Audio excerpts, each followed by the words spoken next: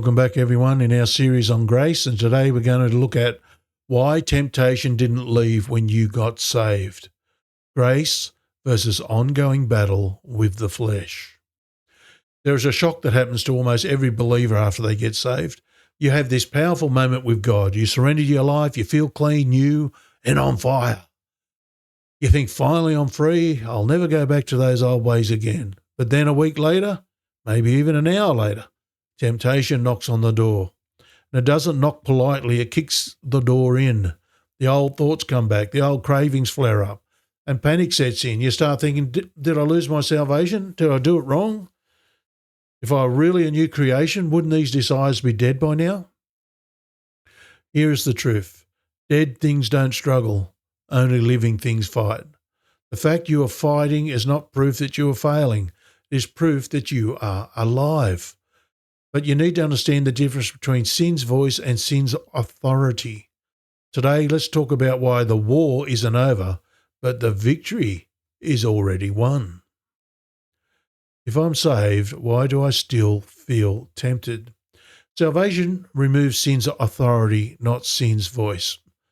The old master is dethroned but still shouts. Temptation speaks, but you no longer have to obey. Before Christ, sin ruled. Now sin knocks, but the door is yours to answer or ignore. Authority changed, voice remains. Romans 6:14, sin shall not have dominion over you. It no longer has ownership, right? It doesn't own you anymore. Galatians 5:16, walk in the Spirit. Desires shift by direction. 1 Corinthians 10:13, he'll provide a way to escape. Strength always provides. Why do we treat temptation like defeat when it's just an invitation? We can say no. Temptation calling doesn't mean you're losing. It means sin isn't calling from inside the throne room anymore. What if temptation reveals you're free enough to choose? See, before you come to Christ, you weren't free enough to choose. You chose, you gave in, you were walking in sin, but now you're free enough to choose. The flesh wasn't deleted. It must be crucified daily. The old nature didn't vanish. It was dethroned but still alive. Flesh has cravings. Spirit has desires. You choose which one grows. The one you feed gains strength. Grace teaches discipline, not denial of reality. Why do we expect permanent victory without consistent surrender? Luke 9:23, take up his cross daily. It's a daily battle, daily grace. Romans 8:13, mortify the deeds of the body, the deeds of the flesh, through the Spirit. The Spirit-powered crucifixion. Galatians 5:17, the flesh lusteth against the Spirit. There's two desires clashing, right? Temptation is part of transformation. What if growth is found not in never feeling pulled, but in learning to say no? The enemy targets what threatens him. Hell doesn't fight what isn't dangerous. Temptation often intensifies when calling increases. The attack is evidence of purpose. The enemy wants distraction. Exhaustion and defeat are his goals. But God equips the believer with armor and victory. Why does the battle feel stronger right when God is growing you? Ephesians 6:11, stand against the wiles of the devil. Armor for a reason. 1 Peter 5:8, the adversary is like a roaring lion seeking to whom he may devour. Opposition confirms value. James 4:7, resist the devil. He will flee from you. Flee follows resistance, right? The temptations are going to come. If you cave to them, it's going to be harder for you, right? We need to then walk in the Lord, grow in his grace. Don't let him defeat us permanently. But if we resist the devil, he'll flee from us. The more we dwell on, the more we think on, the more we feed temptation, the more power we give it. The more we dwell on, the more we feed the Holy Spirit, think on the things of God, align ourselves to Scripture, the devil will flee from us. Opposition proves potential. What if the fight you feel is proof of the threat you are to darkness? Temptation reveals where your grace is still growing you.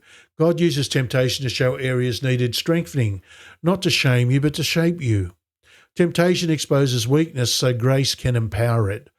What is revealed can be healed. Oh, another nice little nursery rhyme there. What is revealed can be healed. Why do we fear exposure when exposure leads to transformation?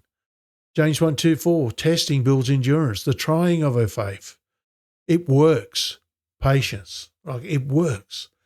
It brings about results. 2 Corinthians 12:9, strength made perfect in weakness. Weakness becomes strength. Psalm 139:23-24, search me, O Lord. An invitation for growth. Search me. Shine the light on me. Sweep out the dark corners. Make me clean. Temptation is not a verdict. It's feedback. What if God is using the struggle to build strength you never had before? You grow through these things. You get stronger through these things. Grace doesn't just forgive sinners, it empowers saints. Grace isn't a bandage. Grace is power. It doesn't just clean you after sin, it strengthens you before sin. The Spirit doesn't only comfort, He equips, warns, and empowers.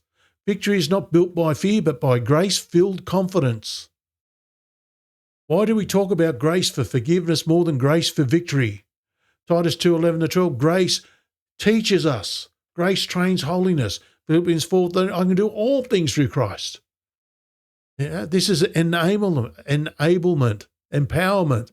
Romans 6:6, the body of sin is destroyed. There's a power shift now. Grace is not permission to sin, it's power not to. What if victory is already inside you through His Spirit? Temptation loses power when truth becomes louder than desire. Sin offers pleasure for a moment. Truth offers joy everlasting. When the word becomes more real than the feeling, desire shifts. Feeding on scripture, worship, and prayer weakens the pull. Psalm 119:11, word hid in your heart. The word blocks sin. Have the word of God hid in your heart. Stored up in your heart, protecting your heart. Matthew 4:4, by every word. This is how Jesus spoke to Satan. It is written, by every word.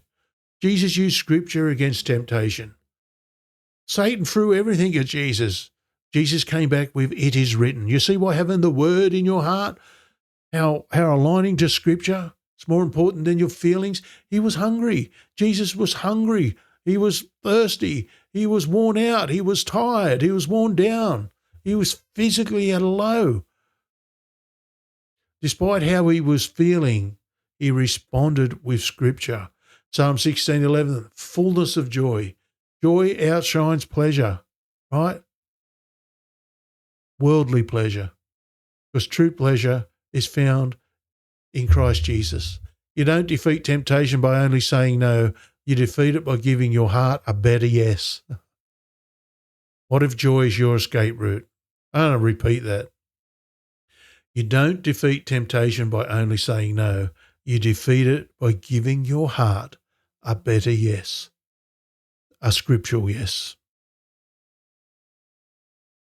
Ready to walk in victory? If you're tired of feeling guilty for being tempted, ready to walk in real grace, fuel victory, download my free Joy Reset Bundle. It'll help you renew your mind, strengthen your spirit, stand confident in freedom. Click the link below, start your reset today.